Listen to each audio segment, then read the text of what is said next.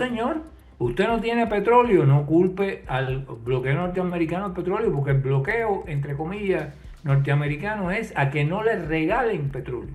O sea, el petróleo que lo tienen que comprar empresas privadas y no puede ser regalado. Entonces, bueno, cómprenselo a cualquiera en el mercado. Se lo pueden pagar a México si quieren, pero no puede ser regalado. Ese es el punto de que se ha hecho con el petróleo.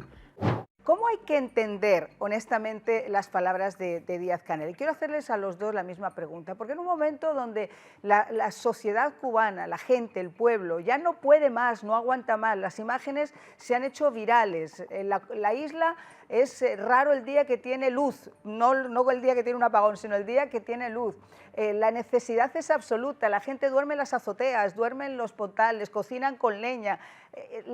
Cuba se cae y este hombre está hablando de solidaridad, de dignidad, de resistencia heroica. Juan Antonio, ¿cómo hay que comerse eso?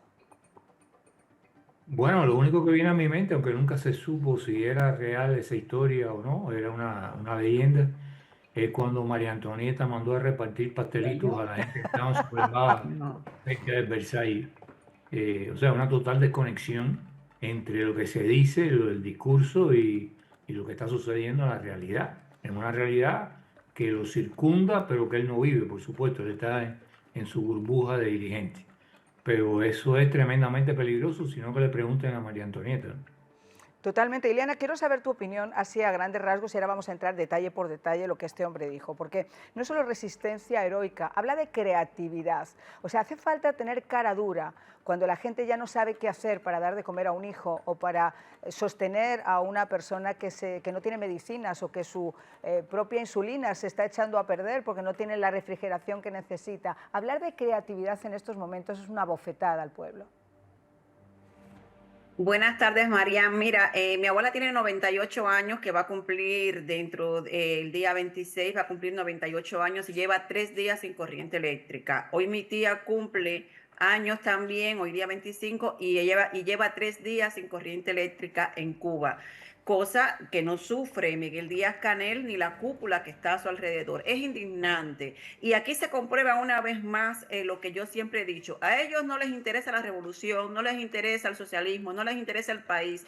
A ellos lo único que les interesa es mantenerse en el poder bajo cualquier circunstancia. Mientras que ellos estén ahí y mientras que el pueblo les siga permitiendo estar ahí, porque no solamente ese pueblo que está oprimido y ese pueblo que está sufriendo los apagones, sino ese pueblo que se presta para la mentira y que se cree esa mentira de que ellos son la única solución que tienen Cuba. Llevan 67 años haciendo promesas, cambiando de una táctica a otra y diciéndoles al pueblo todos los años que el año que viene va a ser mejor. Y sin embargo, llevamos 67 años empeorando, que en cualquier momento los cubanos van a hacer como los taínos. De hecho, los taínos vivían mejor que lo que se está viviendo hoy en Cuba, porque por lo menos comida tenían, que era lo más importante que tiene el ser humano, que necesita el ser humano, la alimentación, y hoy no tienen absolutamente nada.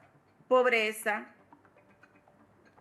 nada. O sea, es increíble la situación que está viviendo Cuba. Pero lo que yo veo en todo esto, esos policías, esas patrullas, esas personas que están todavía sosteniendo a ese Claro. régimen, es lo indignante. Eso es lo totalmente indignante, pero indignante más aún es tratar de venderte, como digo, esta plataforma paralela de Cuba, cuando él mismo admite en esa entrevista, y lo vamos a escuchar ahora, admite apagones de más de 20, 30 y hasta 24 horas, hasta 40 horas, dice. Reconoce que el Estado apenas cubre el 30% de los medicamentos básicos, que más de 98.000 personas están esperando una cirugía y que hay más de 117.000 pacientes con cáncer que no están recibiendo ningún tratamiento. Esto lo dice él, pero vamos a escuchar además qué es lo que dice cuando habla de las muertes de los niños que se duplican por el bloqueo, porque en todo esto además siempre el deporte favorito es culpar a Estados Unidos. Claro. La mortalidad infantil que siempre la hemos tenido entre 4 y 5, que son indicadores ¿4 y 5? entre 4 o 5, ¿no? De mortalidad infantil, de muertes por cada 1000 nacidos vivos. Cada 1000. Esa es una tasa de países desarrollados, pero se duplicó. Eso significa muertes de niños que se podían haber evitado y que nosotros sabemos evitarlas. Pues fíjate, todas estas limitaciones no es porque el Cuba no pueda hacerlo, porque el Estado cubano no tenga capacidad para hacerlo, porque nuestro sistema de salud no puede hacerlo, sino que no lo podemos alcanzar ahora por todas las limitaciones que implica este bloqueo. O sea, esto te lo juro, esto es para, pues, si no fuera por la tristeza que conlleva, esto es un sainete digno del Chavo del Ocho. Pero vamos a ver, buen hombre, si el Estado puede, ¿por qué no lo hace? Si ustedes tienen la capacidad, ¿por qué no lo han hecho? Si ustedes han podido hacer durante tanto tiempo tantas cosas, ¿por qué han llevado a este límite a un pueblo que no tiene absolutamente nada, Juan Antonio? Bueno, porque sencillamente ese sistema, en la forma en que está concebido, ha colapsado. Él quiere negar que ha colapsado, pero ha colapsado. Nunca fue sustentable y una vez que perdió el hábitat internacional, el ecosistema internacional que lo sostenía, o sea, subsidios primero a la Unión Soviética, subsidios venezolanos después, pues sencillamente colapsa, porque nunca ha sido capaz de autosostenerse de una manera autóctona con su propia, digamos, economía, con sus propias instituciones y demás. Entonces, él quiere negar esa realidad, él quiere vivir del cuento de unos logros que ocurrieron, logros incluso entre comillas, pero bueno, logros de, no sé, índice de natalidad infantil o lo que quiera él acudir para pues, expresar su punto de vista, que ocurrieron en la época de los subsidios soviéticos y no de que ellos mismos, todavía con los subsidios venezolanos, dejaron que todo eso se deteriorara. El deterioro de los hospitales, de la salud pública, de la infraestructura energética, a la que nunca volvieron otra vez a reparar y renovar. Todo eso ocurrió cuando todavía estaba entrando el subsidio venezolano. ¿Por qué? Porque se dedicaron a robar, punto. O sea, cuando ahora viene el Herald y descubre que hay activos con documentos de 18.000 millones de dólares en manos de Gaesa, y te puedo asegurar que esa es en todo caso la mitad de lo que tienen, Sí. porque ahí no estaban computados los fondos de Cimex, que es la principal empresa de Gaesa y aporta el 50% casi de las ganancias de Gaesa. Así que multiplica 18.000 millones por 2 y tendrás aproximadamente la cantidad de dinero de la que disponen. Bueno, señor, usted no tiene petróleo, no culpe al bloqueo norteamericano el petróleo, porque el bloqueo, entre comillas, norteamericano es a que no les regalen petróleo. O sea, el petróleo que lo tienen que comprar empresas privadas y no puede ser regalado. Entonces, bueno, cómprenselo a cualquiera en el mercado. Se lo pueden pagar a México si quieren, pero no puede ser regalado. Ese es el punto de que se ha hecho con el petróleo. Y antes de que ese punto incluso se hiciera, todo lo demás ya había ocurrido. O sea, todo el deterioro de la infraestructura, de la vía férrea, de los institutos hospitalarios, todo eso ya era parte del paisaje cotidiano del cubano. Entonces, echarle la culpa al bloqueo y a la administración Trump por medidas que en esta época incluso han ido, digamos, quirúrgicamente enfocadas a golpear a Gaesa y no al Estado cubano en general. Creo que la única excepción la hicieron el otro día con el Ministerio de la Construcción. Es totalmente falso. Es continuar insistiendo en una retórica en la que su gente no cree. Cuando la periodista brasileña comienza esa entrevista diciéndole: oiga, me he viajado por toda Cuba y todo el mundo me dice que la culpa no es del embargo, que la culpa es de ustedes y del sistema. Claro.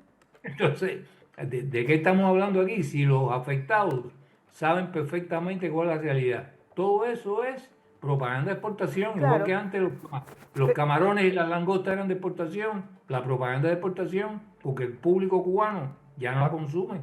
Claro, pero aquí el problema es que mientras esta rata de dos patas que decía Paquita sigue tratando de jugar con las palabras, hay personas que están tratando de sobrevivir, hay padres de familia que están tratando de que sus hijos sobrevivan, porque hay hambre en Cuba, hay necesidad absoluta en Cuba y a nadie le pueden decir que durante tanto tiempo esta gente no tuvo dinero en lugar de hacer acopio de esas huchas en Panamá, en Luxemburgo, y yo siempre menciono una investigación que nosotros hicimos hace muchísimos años, estoy hablándote, Juan Antonio, creo que tú incluso participaste en aquel momento cuando López Calleja estaba vivo, que estaba en Luxemburgo, hicimos una investigación conjunta con el Miami Herald, que sacamos a la luz lo que había en ese momento en Luxemburgo, sin contar con Panamá y sin contar con lo que ya se venía hablando también ay, caray, se me fue el nombre ahora, que está fronterizo entre España y Francia. Bueno, otro de los paraísos fiscales también que estaba para allá, donde se suponía que también tenían Andorra. cuenta. Andorra, sí señora, gracias. Andorra. Ahí tienen supuestamente también paraísos fiscales, es decir, ellos llevan muchísimo tiempo viendo cómo pueden hacer para hacer, insisto, sus huchas. Cuando han tenido el petróleo venezolano, no lo han utilizado tampoco para revenderlo como hacían y conseguir dinero para hacer mejores infraestructuras para el pueblo y construir una planta eléctrica, lo utilizaron para alimentar sus maquinarias de represión. Entonces, cuando uno le escucha decir esto que van a escuchar ahora a continuación, realmente hiela la sangre. Vamos a escuchar qué es lo que dice de ese genocidio por los apagones. Tenemos apagones de más de 20 horas, de más de 30, a veces hasta de más de 40 horas, y además sufrimos los blackouts. Al haber ese déficit de generación eléctrica, se paraliza una parte importante de la economía. Pero dejamos de tener la energía necesaria para la vida familiar, dejamos de tener la energía necesaria para los procesos productivos y de servicio, dejamos de tener la energía necesaria para la salud, para la educación, para el transporte. ¿Y eso usted llama de genocidio? Eso yo le llamo genocidio. Un genocidio que solamente te apunta a alguien, a ellos. Sí, directamente, a ellos. Porque no hay otra forma de poder entender esto. Ileana, es impresionante que todavía aún a día de hoy, viendo cómo se comporta el pueblo, decir que escuchan al pueblo, y lo vamos a escuchar después de su propia boca en unos instantes, decir que están escuchando y que todo esto tiene un nombre, que es Estados Unidos, y que todo esto es por culpa de los Estados Unidos, cuando ellos han podido comercializar con quien les ha dado la gana, pero el problema que tienen es que además nadie les fía. Ellos no pueden comprar a nadie, porque si no pagan cash, nadie es capaz de fiarles porque no pagan lo que deben y se han quedado sin crédito internacional. Ese es el problema que hay realmente en Cuba, no es el embargo, porque hasta el otro día ellos podían negociar con el mundo entero y lo han hecho. Pero como deben tanto dinero, es como los bancos. O sea, si yo no pago, a mí nadie me va a dejar dinero. Y si yo creo la fama mundial de que no devuelvo el dinero o no pago las deudas que tengo, pues nadie va a querer hacer negocio conmigo y nadie va a querer hacer absolutamente nada. Ese es el problema que tiene Cuba. Pero aún así, ¿dónde están los más de 18,000 millones de dólares que tiene Gaesa? ¿Por qué no utilizan ese dinero para levantar la economía del pueblo cubano? ¿Por qué con ese dinero no van pagando las deudas que tienen para que los demás países puedan tener confianza en el PCC? Porque es que ellos, para mí ellos no son ni siquiera un gobierno, ellos son una empresa criminal que se han adueñado del país. Y de esa manera es como ellos actúan y de esa manera es como ellos gobiernan el país, como un grupo de delincuentes, una mafia, y así es como mantienen al país. A mí la verdad es que me enerva ver tanta indolencia y además ver tanta mentira en esa entrevista. Ese hombre además dijo que el pueblo cubano está dispuesto a defender la revolución y a morir por la revolución. Y para colmo pone de ejemplo los 32 mercenarios que murieron en Venezuela. O sea, es increíble. Si el pueblo cubano está deseando de que llegue una invasión de cualquier parte, que los libere de este grupo de mafiosos. Te lo digo yo que hablo todos los días con... Yo no soy cubana, Si yo abro este teléfono ahora y te muestro mis plataformas sociales, los mensajes privados, porque esta gente obviamente todavía no se atreve a publicar sus mensajes públicamente, pero sí lo hacen en privado. Yo te puedo garantizar a ti, además es que se corren las voces, porque decir, a mí, yo no conozco a nadie en Cuba, no tengo familia en Cuba, pero te puedo garantizar que yo recibo entre 30 a 40 mensajes todos los días de gente en Cuba, de diferentes distritos, municipios, pidiendo y preguntándome, ¿cuándo va a ser? ¿Qué va a pasar? Mariana, ayúdennos, no podemos más. Mariana, estamos al borde. Hay gente que dice, si yo tuviera la posibilidad yo mismo de acabar con esto, lo haría, pero tengo familia. O sea, hay unos mensajes que son absolutamente increíbles. Yo le tengo el WhatsApp a Mike Hammer desbordado de los mensajes que recibo desde dentro de la isla del pueblo diciéndome hasta cuándo Mike Hammer va a hacer algo por nosotros, cuándo van a venir. Que nosotros mismos le decimos, les indicamos dónde están los malos, dónde están los comunistas. Estamos esperando que nos ayuden porque nosotros no tenemos medios, no tenemos cómo hacerlo. En cuanto se vea nada más un barco rodeando la isla de Cuba, el mismo pueblo cubano yo creo que se va a levantar y les va a decir a los marines dónde están.